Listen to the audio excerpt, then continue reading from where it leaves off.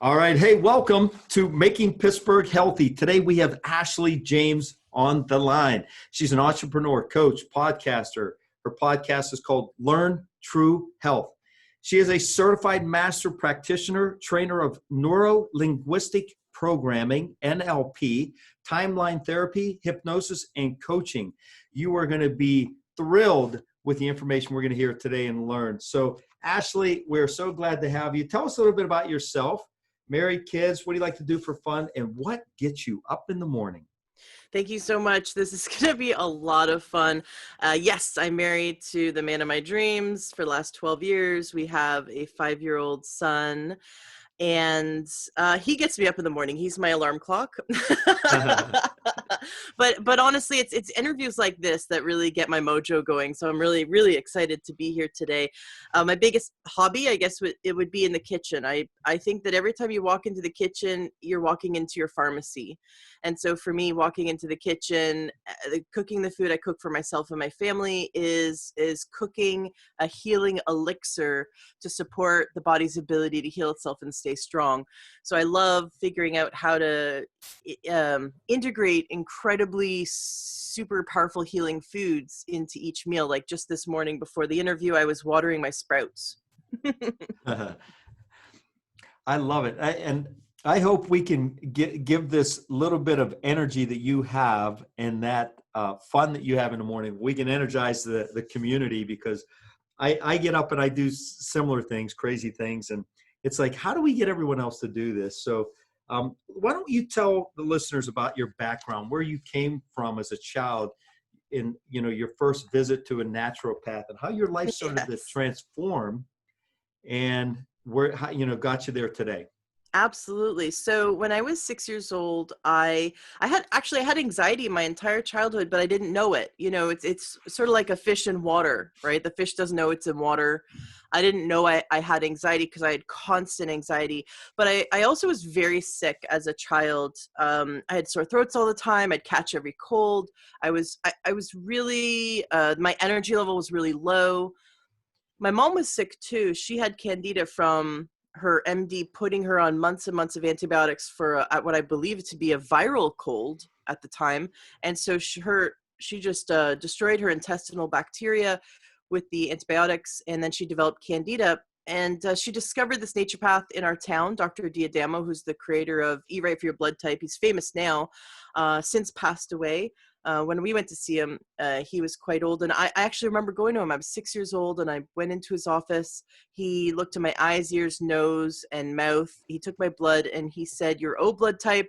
You're allergic to milk, yeast, wheat, and sugar. Stay away from them."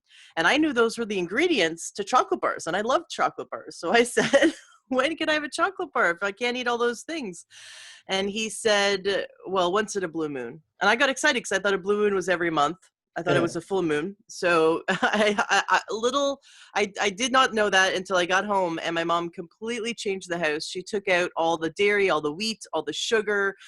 Overnight, our diet changed overnight. I woke up the next morning. I had grapefruit for breakfast. I had vegetables and broiled chicken for lunch. We had brown rice and lentils and broccoli for dinner. And that was a completely different picture, because before then we were eating lots of processed food. Well, almost overnight, it was within days of our diet change, my sore throats went away. I started to have energy. I started to feel amazing. I couldn't believe how good I felt. And so that motivated me as a 6-year-old to not eat junk food, because I felt so good. He also had us on some supplements, and I was never sick from that day forward until I was 13, and I started to rebel. I even had German measles, and it was like a minor inconvenience. It was when the body is fully nutrified and it doesn't have that toxic load, when you are up against a virus or bacteria, the body just plows through it really fast. And that's how I felt as a child. I just get a fever, and then all of a sudden it would be gone, and I'd move on with my day. But when I was 13, I started to eat all the Halloween candy. I was rebelling. I started to eat all the cafeteria food. I started to eat all the food with my friends at their house.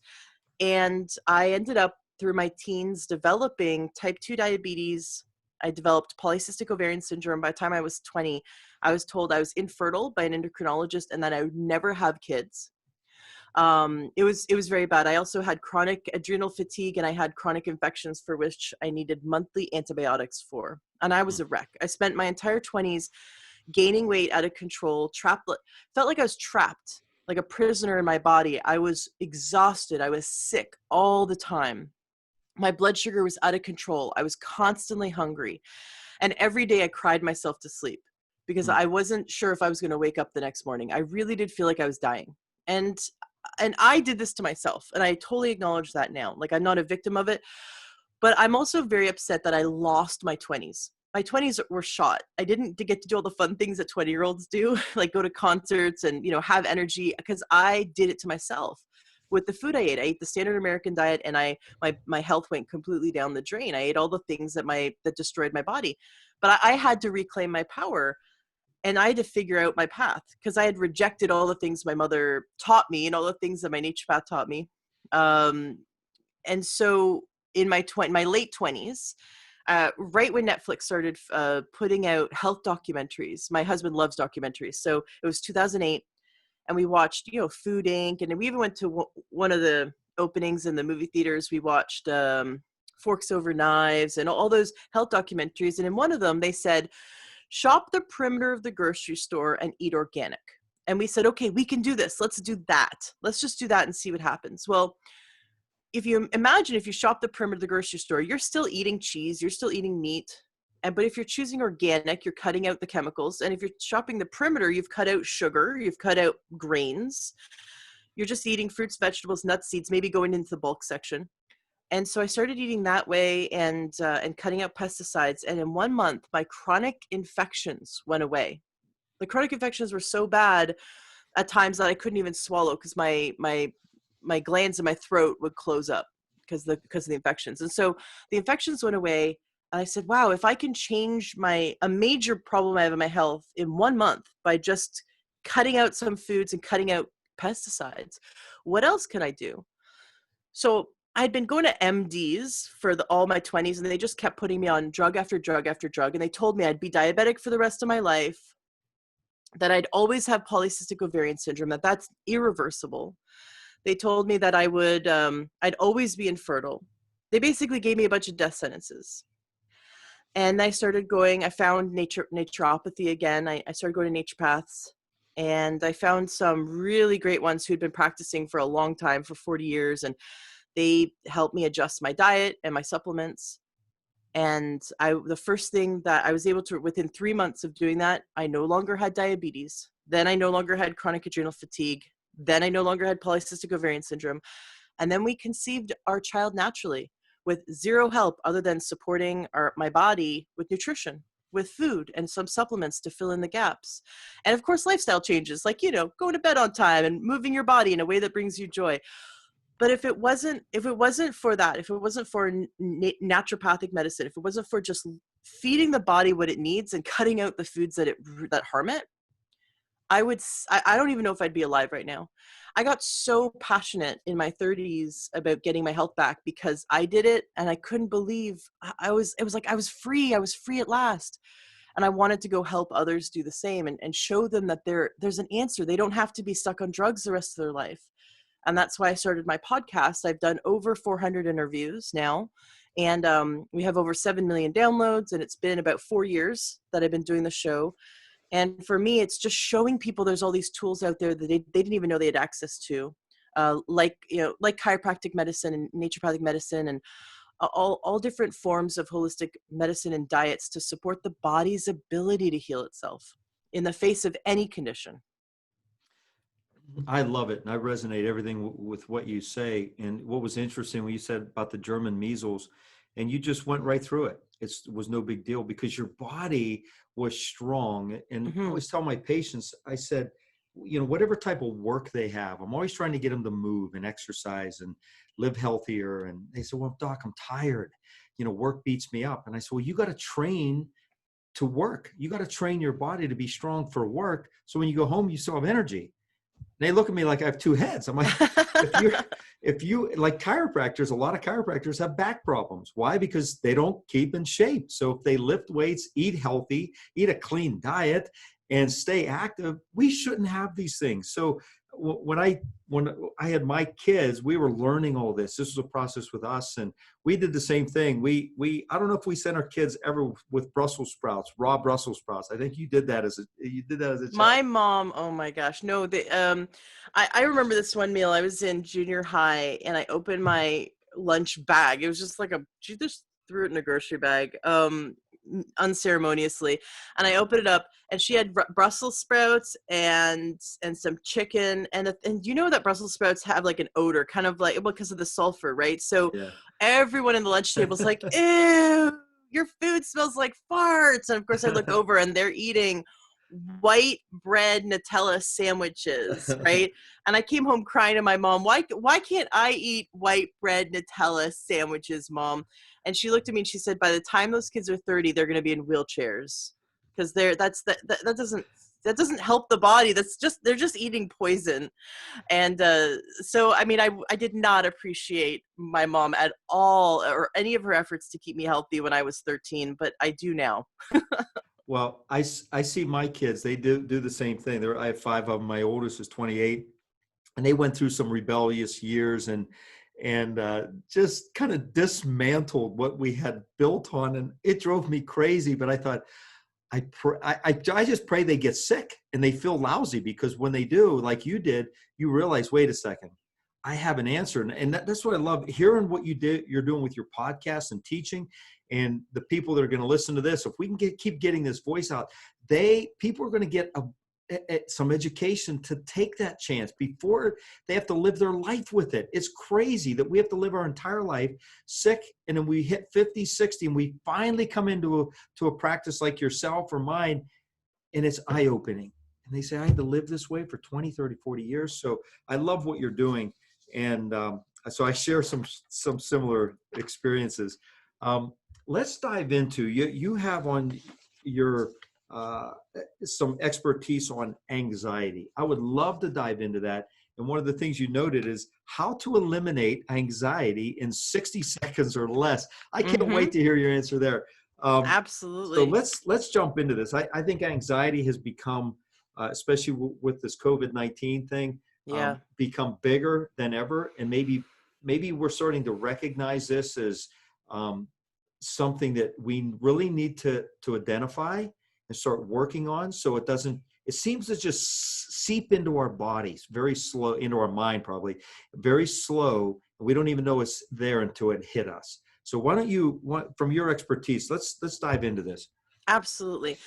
So the thing is, anxiety is not an emotion like any other emotion. And that's probably why you said it seeps in slowly and then it hits us. So I had a client once, and she was going through some very stressful times. Her mother had cancer. Her job demanded she work 100 hours a week. She had a kind of a rocky marriage. She had a toddler, and she was juggling everything, right? She was trying to manage everything like women do. We try to be the best entrepreneur, best career woman and mom and daughter and wife. And she's got all these things she's juggling. And I saw that she was stressed out. And so I kept saying, every week I gave her homework, of course, looking at adjusting her diet and her supplements. But every week I gave her homework that would help her decrease her stress levels and get her body out of the sympathetic nervous system response of fight or flight. And one week and I noticed she wasn't doing that homework. She'd do everything else I told her to do in terms of eating healthy and exercise, but she wouldn't do the stress relieving activities. And one week she said, I don't feel stress. And I said, oh, good. Thank you for saying that, because stress isn't an emotion. We don't feel stress, right? Our body is in stress mode, and we don't even know we're in stress mode until it's too late. I interviewed a woman who fainted in front of thousands of people. She was on stage for a big conference. She was one of the executives of her company, and she was at a big conference, and she was just pushing herself to the limit, and she didn't take care of herself. And that was her breaking point. She got up on stage and her body just said, I'm done. And it collapsed and she fainted. And that's when she realized that she was pushing herself beyond her brink. We will push ourselves until we have panic attacks. I actually had a panic attack a few years ago, and I didn't even know it was a panic attack. So I became the fly on the wall going, okay, my heart is racing and I can't breathe. I feel like I'm going to faint. My head hurts. I have to sit down. I'm nauseous. I'm dizzy and my palms are sweating. What's going on? And I kind of was like observing myself, like, am I having a heart attack? Like, what's going on? And then it dawned on me. I'm like, I'm having, this is anxiety. This is what happens. We take anxiety to the next level. If you have a growing anxiety, it becomes a panic attack. Your body goes into full on freak out mode. So let me explain why I say anxiety is not an emotion.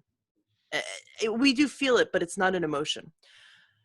Like anger, sadness, fear, hurt, or guilt.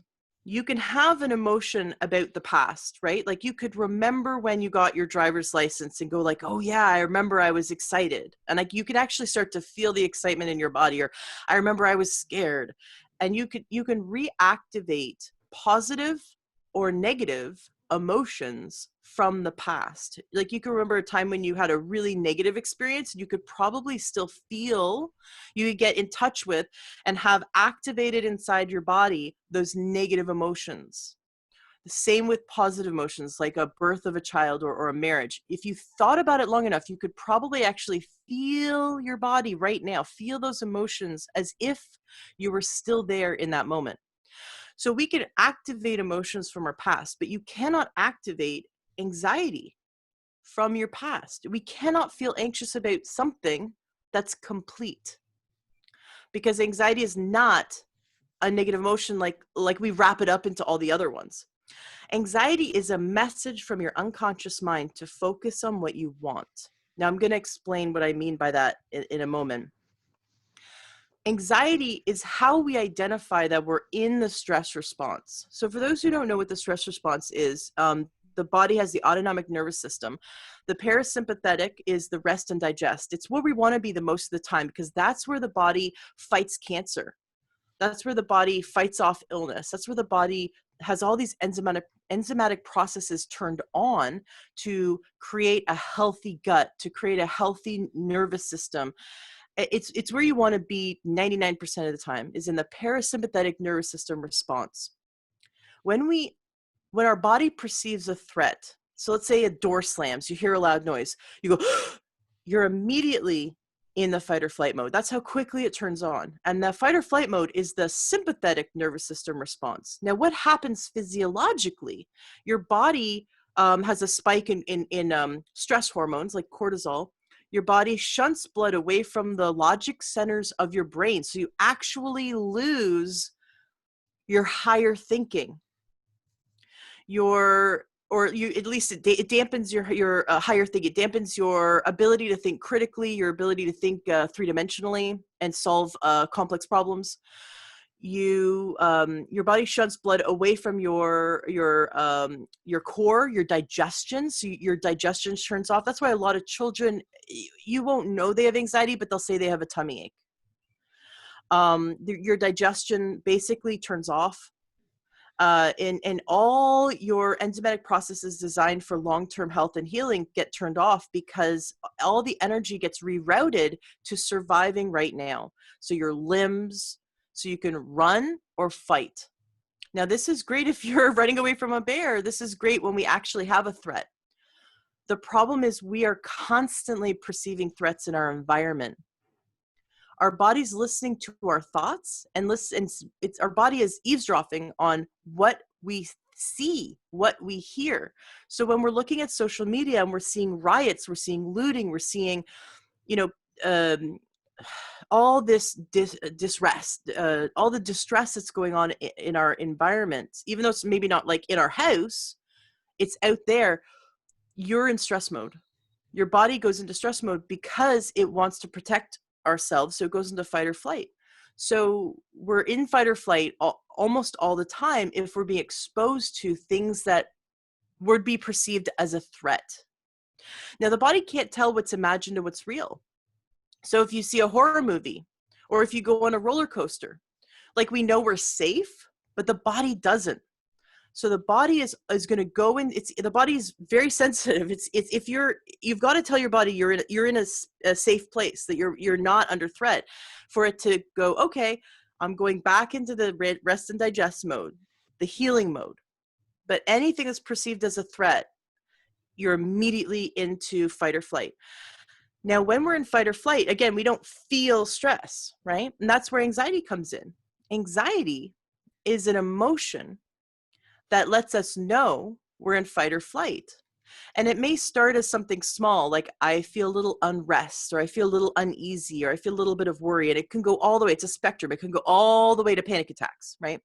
So you can have a little bit of anxiety, like a 1 out of 10, and you can have like a 10 out of a 10 panic attack. And wherever you are on that spectrum, if you're in that spectrum of anxiety, you're in fight or flight mode. It's not like, oh, I'm in a little bit of fight or flight mode. No, your body is in stress mode. Your body has turned off the mechanisms for health and healing in order to reroute all power to immediate survival. And that's why you hear people get ulcers from having stressful jobs, right? They were in stress mode so long, they gave themselves an ulcer. That's just an example. Now there's times where we want to be in fight or flight mode. You know, if your house is on fire and you're on the second floor, you don't want access to your critical thinking, because you might start like second guessing which window to jump out of. You want to be able to just react and jump out of a window and survive. So it's a good mechanism to have when we need it. But the problem is we're constantly living in it in this day and age. And no one taught us how to get us out of it. And the media is constantly bombarding us with images and the fear mongering, basically, because that's how the media makes money, is fear mongering and keeping us in fear mode. And by keeping us in fear mode, we're in anxiety. And doctors are taught to prescribe anti-anxiety meds. And I think it's the most, I'm so frustrated. Drugs have their place. Drugs save lives when they're necessary, but 97% of the time, I'm just making that number up, a doctor is giving you a drug for anxiety that what it's doing is it's masking something. Instead of teaching you how to manage it, it's masking a symptom. And those drugs are going to cause more complications in the body in the long run. So what feedback I've been given, and I've been teaching this method of how to eliminate anxiety since 2005.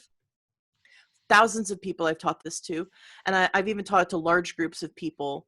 Like I'll go to churches and stuff and teach it to a large group of people at once.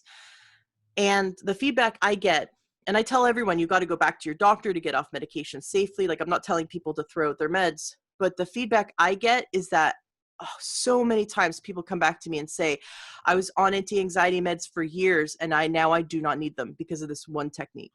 And that is so rewarding because if you get to the root cause, you no longer need the medication to, like a Band-Aid, right? It's like if you have a headache for 20 years and you kept taking an over-the-counter pain medicine for your headache, you were just suppressing it. And then one day you discovered that you were dehydrated, you drank enough water, and now the headache goes away. You don't no longer need that pain med, right? So the anxiety medication doesn't allow people to discover what's the root cause. And the root cause is if you're in anxiety for a long term, you're causing long-term damage to every area of your health by being in the stress response.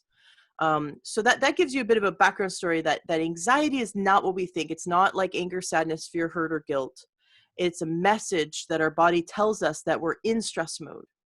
And so I'm going to teach you a very quick technique, and you want to do it. And when you first start out, you're going to need to do it maybe 20 times a day. But what's really cool is the brain has neuroplasticity. So your brain is able to, after you keep doing this, like let's say for the next month, you do it 20 times a day. Every time you feel a little bit of worry or anxiety, you'll notice within a month that your brain starts to focus on what you want instead of what you don't want. And I teach a bunch of other techniques as well that speed up this process. But today I'm going to teach you the one that you do, the technique you do when you are feeling anxiety right now. So I'm really excited to teach it. Do you have any questions about what I said before we move on to the technique? No, I love what you're saying. And the whole stress response, we talk about that in our office all the time. I do have a question on that. Maybe we can help the listeners with something. And the whole drug thing being unnecessary, 97%, I think you're pretty close to that. I don't know what the percentage is, but I would say 95 to 97%. So I agree with you. And I once heard a doctor say, medication allows your body to be comfortable to die early. And I thought, wow, that's pretty powerful, because it masks the symptoms. It doesn't address the cause, which, if it's not addressing the cause, we're developing a sickness deeper and deeper and deeper as we age. And that's what I see in my practice all the time. People have been years, decades on medication or ignoring something, and now they come in and they say, "Doc, can you get me fixed up?" And they think it's going to take a week. I look, my God, you've been doing this for 20 years. And unfortunately, Ashley, maybe you could clarify this, is I'm starting to see these chronic diseases, mental, emotional, physical, arthritic, chronic sickness, younger and younger. I'm seeing mid 20-year-olds look like 50-year-olds. And Yeah. I get the response all the time, "Well, Doc, I'm getting older. I'm 54 and I still do whatever I want. I still play rugby with these young 20 and 30-year-olds. So when they say, wow, I'm getting older, I wasn't like I used to be," I'm like, well, my body's still working. I'm like, you haven't learned it, or it hurts to do it, so you just ignore it. And if you ignore a problem, it gets bigger. So first, how do we identify, like, if they're listening to you saying, am I heading down this path? Am I developing a stress response? Is there ways to identify it? Because I can't wait to hear your answer on the action step. I'm going to write this down. I'm going to listen to this, and I'm actually going to do it. So first, to get our listeners to understand, is there a way to identify it? I mean, we're all in this stress response together, I assume.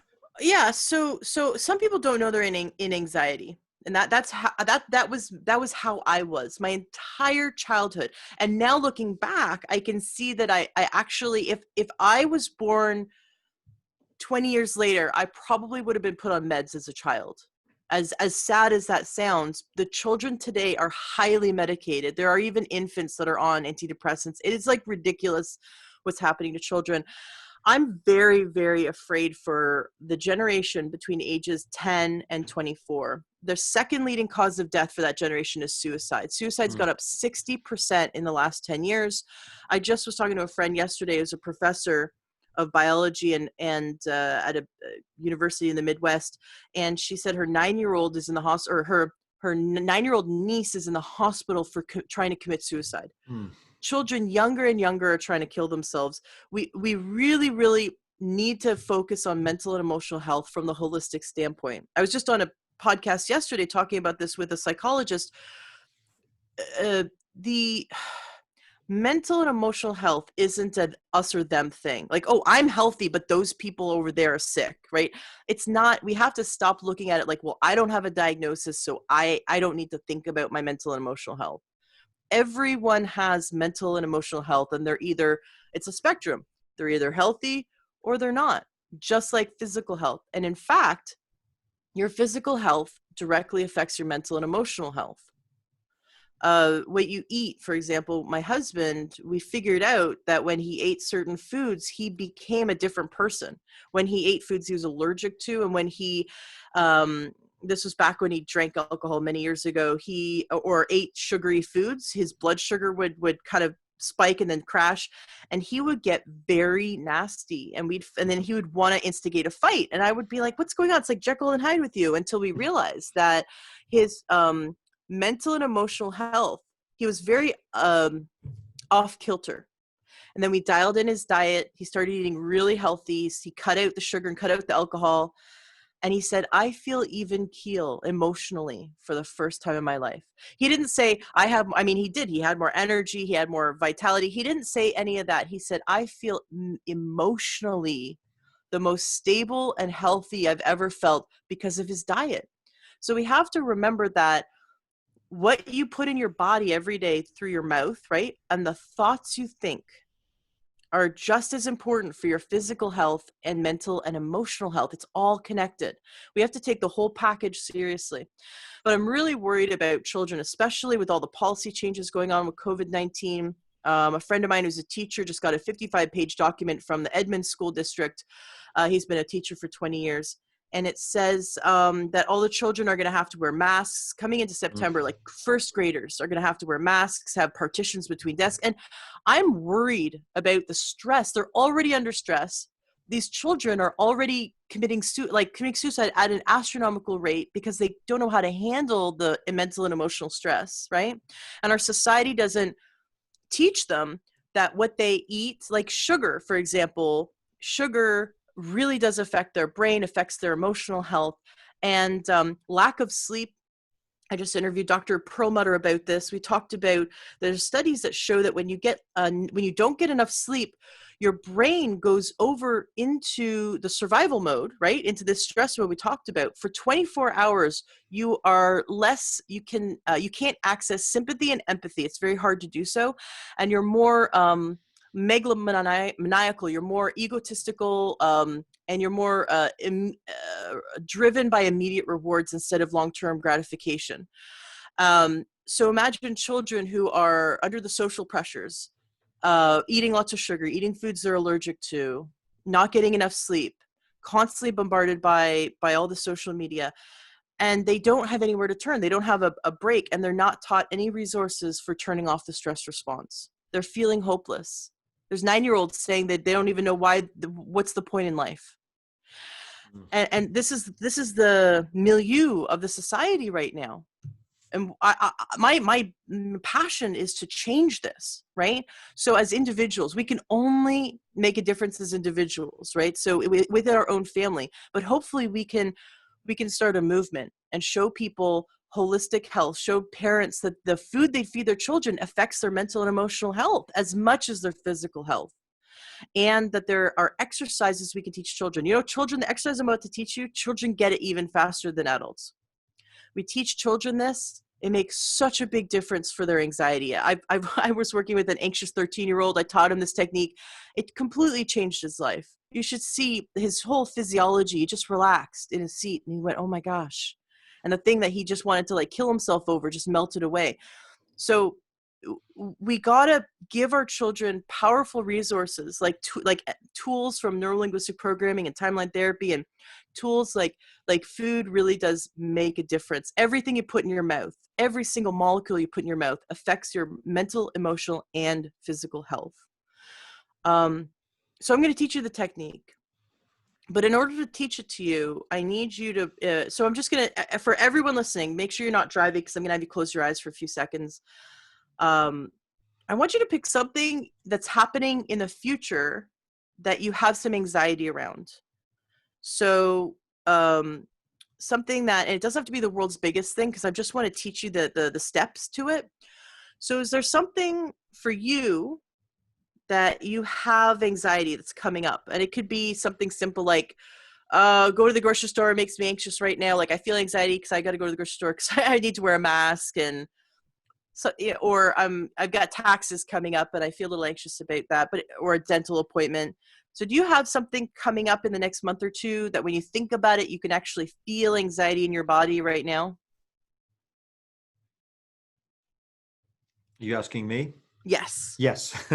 I'm feeling like I'm the audience. So I'm just listening along. You are, yeah. Writing notes, and I'm like, oh, she's asking me. Well, yes, I have something. Great. And the audience needs to pick something too. So I don't want you to pick the world's biggest thing that you're anxious about. I just want you to pick something small so I can teach you the technique, and then we'll build on the bigger things. So, okay. So what is it that you have anxiety around? And you don't need to get totally personal, but can you just give us a little ideas to what's coming up in the future that when you think about it now, you have anxiety?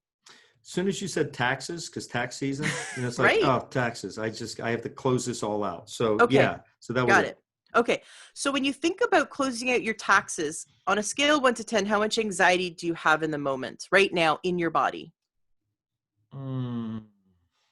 Not okay. Much, great. No. That's good. We don't need it to be 10 out of 10 for the first time. I think it's fun. People go, they pick like the biggest thing in the world. It's like, just pick the small thing. So I'm just like training wheels, right? I'm just teaching you the technique.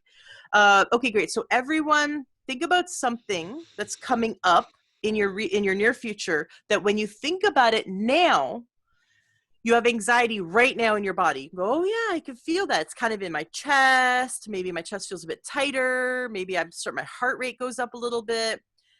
Maybe it's kind of harder to breathe, or I'm breathing a little heavier. Like you just feel, or maybe a knot in your stomach. You just feel that tension in your body rise. So go ahead and pick that event. Okay. And just ask yourself on a scale of 1 to 10, 10 being the worst, 1 being the least, how much anxiety am I experiencing around this right now? And then go ahead and close your eyes. And so what I want you to do is imagine that your life is like a line, like a timeline. Your future's in one direction, your past is in the other. Maybe your future's in front of you and your past is behind you. Maybe your future's to the right and your past is to the left. However you imagine that line, and the line can be straight or curved, you're imagining your whole life laid out, past and present and future on a big line. Go ahead and float above that line. And what I'd like you to do is I'd like you to actively imagine that you're floating 15 minutes past the successful completion of the event for which you have anxiety around. Look down on the event. See yourself in the event. 15 minutes past the successful completion. Now, where's the anxiety? Is it there? Is it gone now? Gone.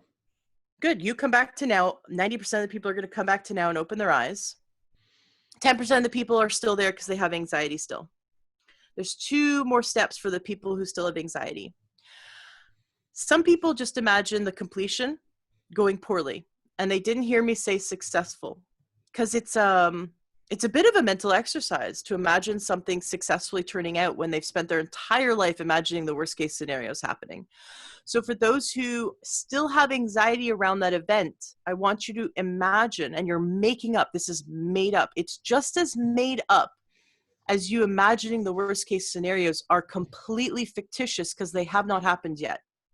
We imagine the worst case scenarios, but we can also imagine success, right? So go ahead and go 15 minutes past the successful completion of the event for which you had anxiety around, and look down. Now, it might be very mundane. The success might be that you're driving home, or you're talking to your spouse on the phone, or you're watching TV, or reading a book, or going to bed, or waking up.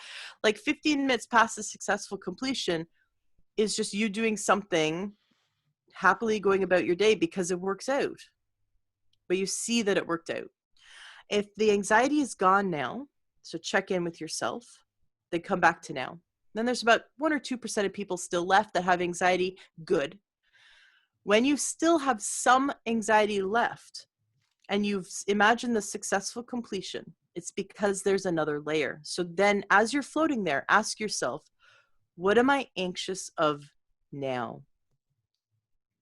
And it may come to you, oh, I'm actually anxious about, so maybe for you, it might be the tax return. I was interviewing an author, and he said he had a horrible anxiety about releasing his second book. We went 15 minutes past the successful completion of his book launch. His anxiety went from like a 6 to a 4. And I said, what are you anxious of now? And he said, oh, the book reviews. He wouldn't have known that because there were layers to it. So we went 15 minutes past the successful completion of all the book reviews, which could be 2,000 years from now because it's on Amazon. And his anxiety went to 0. He came back to now and he had an epiphany. He had a huge breakthrough in his life where he realized that he was constantly worried about what these masses of people he'd never meet would think of him. And he made up in his mind that there were mobs of people out there who read his books or listened to his podcasts, and they all hated him and judged him. And he worried constantly about pleasing this massive mob of people he'd never meet. Meanwhile, he realized that he had made the whole thing up in his head, that there wasn't this mob of people that hated him. In fact, he had amazing reviews, and everyone who listened to him or read his books loved him and said so. And of course, there's always going to be a few people that don't like it, but they're not going to come knocking on his door with pitchforks, right? But he imagined like he was going to be chased out of town. And then he caught himself, and so he started imagining all the people, the successful completion, all the people that loved his book. And you should have seen it completely changed his life. Now, there may be one person listening who still has anxiety after imagining the successful completion several times and asking themselves, what am I anxious of now? What am I anxious of now? This is like a generalized anxiety where you can't quite pinpoint what you're anxious of. You just know you're anxious all the time about everything. What I'd like you to do is I'd like you to go ahead and float above your timeline for those who have generalized anxiety or those who still have anxiety, even though they've done this several times. I'd like you to float 15 minutes past the successful completion of your very, very long and successful life. What does that look like? You're surrounded by generations of your family and friends. You've become incredibly wealthy and a philanthropist. You've helped the world. You've made a global impact on everyone. You've accomplished every goal and dream. Everyone loves you. You love everyone. You're 120 years old and you die happily and you go enter heaven or nirvana or whatever you believe in.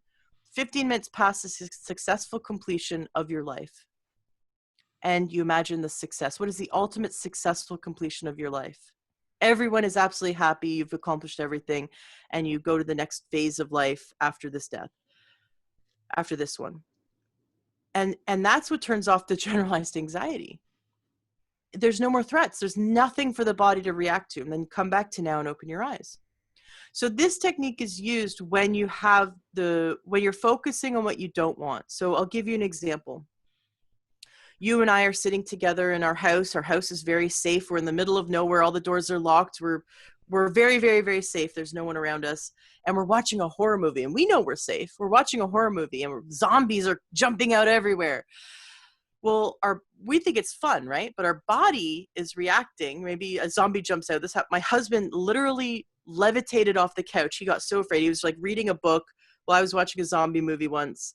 And the zombie jumped out from the corner and I laughed and he jumped off the whole couch. His 6'7" body leaped off the couch because he was so afraid because this giant zombie comes jumping out from the screen. Well, when we watch scary movies, if I were to hook you and I up to a machine, it would be able to monitor our stress levels. Our heart would become elevated. Our heart rate becomes elevated. Our cortisol levels go up, our respiratory rate becomes shallow and rapid, and our heart rate variability goes down. There's life insurance companies that are testing right now to see whether heart rate variability is a viable way of determining longevity. And they're finding that they're actually seeing that when you do not have heart rate variability, it is a very strong detector that you will live a short life. Heart rate variability is one way that you can measure whether you're in stress response or not. It's when we exhale, our heart is supposed to beat less. When we inhale, it beats more. And that is just a time that the heart is given a break. But when we're in stress mode, the heart doesn't take a break. It's constantly go, go, go, go, go, go, go, so that we don't have the variability between exhale and inhale. And that's what determines heart rate variability. There are machines you can get, a few $100 machines that measure your heart rate variability. You put it on every morning and it gives you sort of a reading of where your body is in terms of stress mode. And then you go, okay. Because if you drink alcohol, 1 glass of alcohol puts you in stress mode for 24 hours. Your heart rate variability is shot for 24 hours. Just 1 glass. Sugar, processed food, not getting enough exercise, watching the news, focusing on what you don't want all day. Now I'll explain what I mean by focusing on what you don't want. We're in LA. Let's say we live in LA 5 years ago. No riots. We're living in LA. Life is good. We have a job. We're driving, through the LA traffic on the highway. We're totally on time to get to work, but all of a sudden we see brake lights ahead. Now, if you've ever been in LA traffic or New York traffic, when you see brake lights, that means that you could be a total dead stop on, a 10-lane highway with nowhere to go. And you see brake lights and all of a sudden you're in panic mode. You're in anxiety. Well, what just happened? Why did the body go in anxiety? You just saw a few headlights or a few, brake lights ahead. What happens in a split second, you see brake lights, but what happens, your brain goes this direction. It goes, oh my gosh, I'm going to be late for work. I'm going to be late for work. My boss is going to fire me. I'm not going to be able to pay my mortgage or rent. I'm going to be homeless. I'm going to be dead. That's what happens in a split second. That's what I mean by not focusing on what you want. Your brain goes towards the worst case scenarios and focuses on what you don't want to have happen. And by focusing on that, by imagining the worst case scenario, imagining, like if we all imagined ourselves, not being able to pay our mortgage and homeless, right? We would all be in stress mode right now. Well, the threat's not real though. It's imagined, isn't it? But the body is always listening. Just like the body could not tell the difference between the fake zombies. We were safe. We're safe in our house watching a fake zombie movie. Our body couldn't tell the difference between what's imagined and what's real. So when you imagine the worst case scenarios, even when you watch the news and you're watching something that's not in your town, you're in Pittsburgh and you're watching the riots in Seattle. It's not even in your town. You're watching maybe arson or something. Your body goes into stress mode because it thinks that threat is happening to you right now. The body can't tell the difference between what's imagined and what's real. Your body is just ready to go into stress mode in order for our survival. And the problem with that is it deteriorates our health and causes us to live a short life. It hurts our immune system. It hurts our brain function. It hurts our decision making. So we make poor decisions, and it ultimately will shorten our life and lessen the quality of life. So do this technique every day. Focus on what you want instead of what you don't want. Catch yourself when you're in a state of anxiety or worry, and imagine 15 minutes past the successful completion. Now you're going to have to do this and it'll take you out of stress mode, but then 5 minutes from now, you might start thinking about something bad, right? And then you've got to catch yourself again and do it again and do it again. So this is the acute care. Do it. This is what you do in the moment to turn it off. And then I have many techniques I teach that are about retraining the brain for exercises you do when you're not in stress mode to kind of help rewire the brain and focus on what you want as well. There's another thing is target fixation. If you go to YouTube and you type in target fixation, you'll see videos of motorcycle racers driving into poles instead of staying on the track, or car racers driving into the crowd by accident. And these are highly trained racers. Why do they do that? Target fixation is when we fixate on a target we don't want to hit, but end up hitting it. Do you ever like ride a bicycle and wherever you look, you turn the bike and you're like, what am I doing? I want to go straight, but I also want to like look over there. Where we focus is where we go. So if you focus on what you don't want, you are going towards what you don't want. Focus on what you do want, and you're gonna support your body and your mind in going towards what you do want. So anxiety is a message from your unconscious mind to focus on what you want and not what you don't want.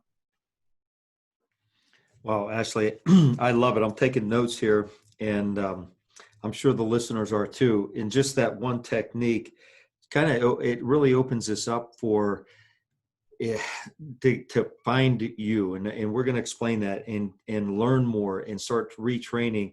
One of the devices I use is it's Heart Math. It's I have a little app, I think it's Inner Voice or something. But I hook it up to my ear and I measure heart rate variability in the morning for about 10, 15 minutes, just breathing. And there are times that I am dead on. I'm 92% calm. Then there's other times I'm like 50-50 and I still feel the same. And this is interesting because I think it's safe to say, like, how do we identify this? We're all in this. And you clarify that we are all in this. We're all in life, and life is stressful. So if we wait for a crisis to identify, oops, now we're in a crisis. Let me start breathing. Let me start doing this approach to look over my life 15 minutes and calm down. If we've been doing this for 10, 15 years, we've already built a big problem. So with your kids, with yourself, even if you say, you know what, I'm pretty good, it's okay. Stay good. It's funny, when I go out to rugby practice in the spring, our first practice in the winter here, the guys and these young college guys, hey, you looking like you're in pretty good shape. And I laugh and I say, I don't get out of shape. I stay in shape year round. I said, your problem is you wait for the season to start to then say, okay, I'll slow up drinking beer and I'll start lifting weights and running. And I said, I just do it all the time. And if we approach stress like this and use your techniques like this, we begin to heal inside our emotions, our telomeres. We don't even have to get too far down into this because we're kind of coming to the end, but we're going to heal our body to live longer and live healthier. And people, don't wait for a breakdown. Let's start doing this now. You can realize by now that Ashley could talk for hours, and we would all be entertained for hours.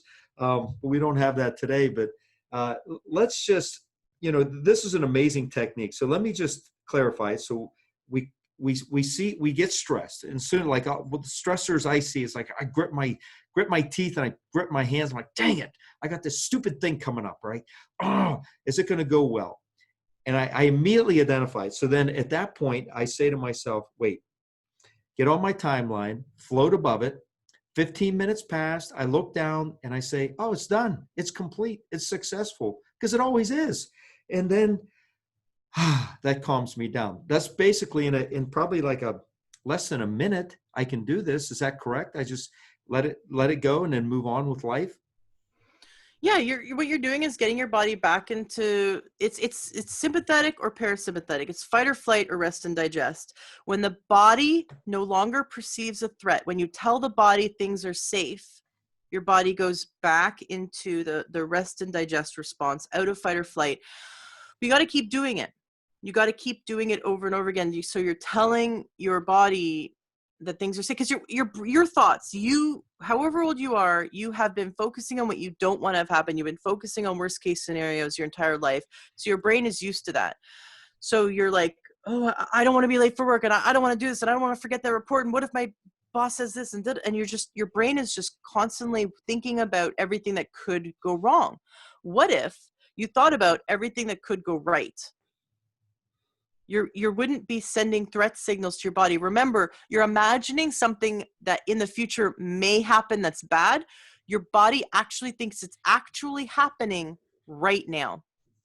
So if you're imagining your taxes not getting filed and everything going bad, your body will have a physiological response as if that is actually happening to you right now.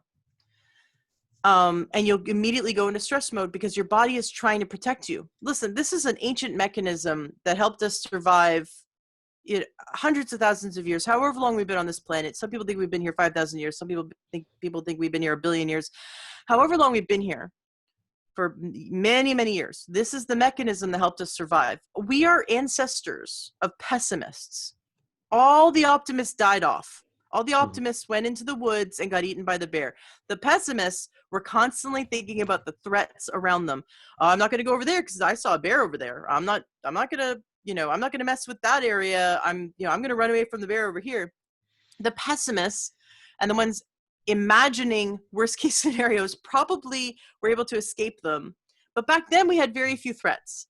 We ran away from the bear. We survived. We're out of stress mode. That's it. We only had to worry about shelter, food, and predators. But now we are under constant threat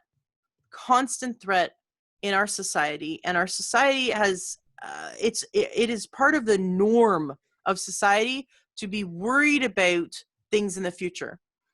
Hollywood has done us has not done us any service. It's not helped us in any way, because Hollywood and all the media have normalized this behavior, have normalized worrying about worst case scenarios and focusing on really negative things.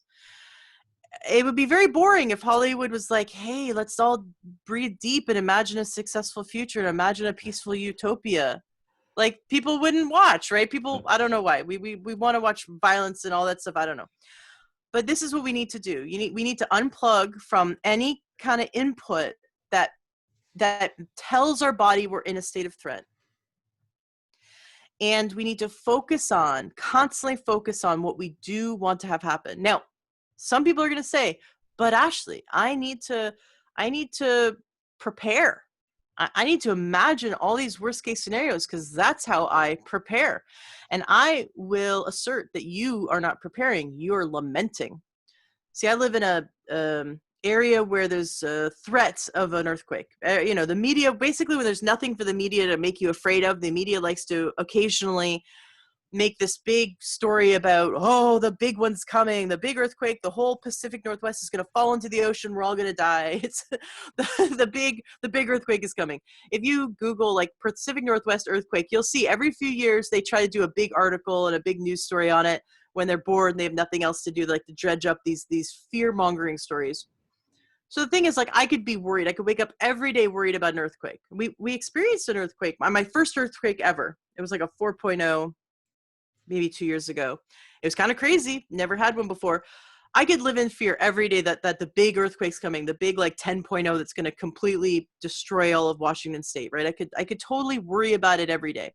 But lamenting and being in stress mode and creating anxiety by focusing on a potential future I don't want to have happen is only going to worsen my health, right? It's only going to lower my quality of life. And it will not actually make a better outcome for me when the earthquake happens. What will make a better outcome for me, so lamenting and focusing on what you do not want to have happen will not make a better outcome for you. Preparing will. So we have a family plan. We have a bunch of supplies. We have a list. We sort of went down the list of all the things we could do to prepare, and then we stopped thinking about it. Prepare for something, prepare for the worst, right? But focus on the best. Because constantly focusing on what you don't want to have happen will only deteriorate your health and likely end up creating a poor outcome. But preparing for all scenarios and then focusing on the one you want and continually bringing your mind to pay attention to the one you want turns off the stress response, turns off the anxiety, gives you back access to the logic centers of your brain so you can make critical thinking decisions, and you will have a better outcome because of that. I love it. And, clinically, I see this all the time where I had a patient, it's probably my first few years of practice, and she said to me, I have these horrible headaches. I have these horrible headaches. And I'm working on her, and I know her headaches are going to go away. And she said, I don't think you can help me with my headaches. And I said, I'm going to help you. Just give it a little time. And she said that every visit, and it was only a few visits in. One day I stopped her and I said, look, you have to stop saying that. If you say that, I will never help you because you're convincing yourself I can't help you because you tell yourself. I said, either come back next time and don't say anything and believe and have hope, or don't come back. Unfortunately, she didn't come back. She gave into it. And I had a young patient recently that just has a lot of health problems, and it's unfortunate. This is just growing among the 20 and 30-year-olds faster than ever. And she said, Dr. Trusser, I am terrified of kind of her future and when I was going over her x-rays. And I said, don't be terrified of the fear. And I don't know if I stated this correctly, but I said, it's okay to be terrified if it motivates you in the right direction. Use it as a positive. Focus on what you can get. I said, don't be terrified that you're going to die because I have an answer for you. And then she kind of like sat and smiled. She wasn't quite there yet, but she had a little taste of hope. And I completely see this clinically in my office. The ones that focus on their pain every time they come in, Dr. Swisher, my back hurts again. I say, stop it. So does mine. Just let it go. We're talking about overall health. But what you focus on does grow. I've seen it. So let's do this, Ashley. Can you just, as we wrap this up, tell them about your programs that you run? So when we're going to have all your website and your links on our show notes, so you can go to Ashley's page, find more about her, and if you'd like to work with her, what she offers. Just kind of wrap it up. Tell them what you do if they wanted to work with you, because you are just absolutely amazing. I thank you so much for being on our show today. Absolutely. Yeah. So anywhere where you listen to podcasts, find Learn True Health with Ashley James. I have over 400 episodes and counting. You can go to learntruehealth.com, and there you'll also find my episodes there with show notes. We actually transcribe all of our interviews. So if you'd rather read a 2-hour interview than listen, or both, And if you go in the menu there and learntohealth.com, you'll see a section for anxiety where I have a course. It's very affordable.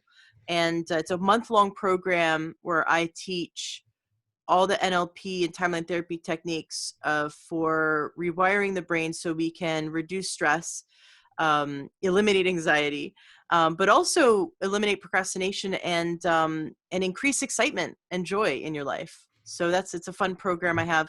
And then I also have a membership for teaching people how to eat food that heals the body. So more plants and getting more plants in your life. And I had some amazing feedback. One woman, and I'm not saying you have to stop eating meat. My family eats very little meat. My husband doesn't eat any. I don't believe in one diet dogma. I'm not telling someone they have to eat a certain way. What I am saying is that the more plants you get into your life, the more healing foods you get into your life, and the less processed crap you can cut out of your diet, you're going to feel better. And I had a woman who's been into health for years. She said 5 days into our membership, where she started implementing the things we teach, like all these delicious meals that contain more vegetables. She said she was able to stop drinking coffee because she had so much energy, which is big because she has 3 children under the age of 5, and she's a entrepreneur, and a stay-at-home mom, and a homeschooling mom. And so she couldn't believe it that she was able to cut out coffee because she had so much energy, and her chronic headaches that she's had for 12 years went away. And I didn't even know that she had headaches. And she's been a listener of mine for a long time. She's been listening to all these great, doctors tell us what to do, all these healthy things. But for her, she needed to eat more vegetables. And so she did. And she said, my kids never used to eat vegetables. And now she followed the advice that we give in our membership. She started putting out plates and bowls of beautifully colored, cut up vegetables and fruits. And her kids are choosing to eat that over the other processed food that she used to serve. So we get feedback like that. We had a woman who no longer has arthritis pain. Her arthritis pain is completely gone 6 weeks into eating a more whole food plant-based diet. And I thought that was so cool that she couldn't believe that she could chase her grandkids around with no pain. So it's fun things like that. I love to incorporate. Learn True Health means health on every level, in mental, emotional, and physical. So that's why the mental health aspect really fascinates me, because it affects your physiology like we discussed today. But food also affects your mental health. Food obviously affects your physical health, but what your thoughts affect your body, and your food affects your mind. It's all interconnected. So we have to focus on our whole life to affect every aspect of our being. And that's what I love to teach and focus on. So it's learntruehealth.com. They can find all those resources there. I love it. And obviously you're on a podcast, you know how to do this. Just type it in, subscribe so you can start learning, and just plug them in when you're out on a walk, working out. Don't watch TV, go sit on your porch and listen to this stuff.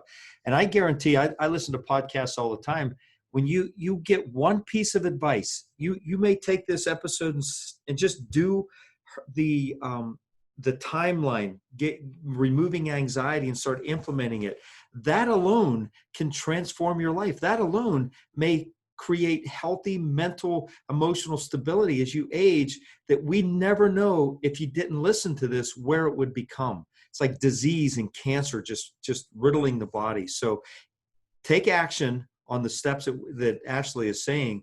And we've seen these changes with our patients. You just have to take our belief that we have. You can hear the passion just pouring from her heart, because we've been there and we've seen it. Just apply it. So I love it. Ashley, thank you so much for being on the show today. Our listeners are going to love this, and I'm sure we're going to have great feedback. Any last parting advice, a little piece of wisdom as we leave? Focus on what you want instead of what you don't want. The changes you can make in your life, if you did this exercise, 20 times a day, anytime you feel anytime you catch yourself focusing on what you don't want, first of all, if you feel anxiety, celebrate, get excited. The flip coin, the opposite of anxiety, is excitement. But in the body, it's only about 2 inches difference. if you really pay attention to the location of anxiety, it's called a submodality in neurolinguistic programming. If you pay attention to the location of anxiety, it is about 2 inches below the sternum, right? Kind of like near the stomach. And if you take a sharp breath and you imagine the anxiety moving about 2 inches up, it enters excitement. Focus on what you want and watch the anxiety transform into excitement. Because focusing on what you do want creates excitement. Focusing on what you don't want creates anxiety. I love it. You can't get any better than that on a closing note. So thank you again. I greatly appreciate it, and have a beautiful day. You too.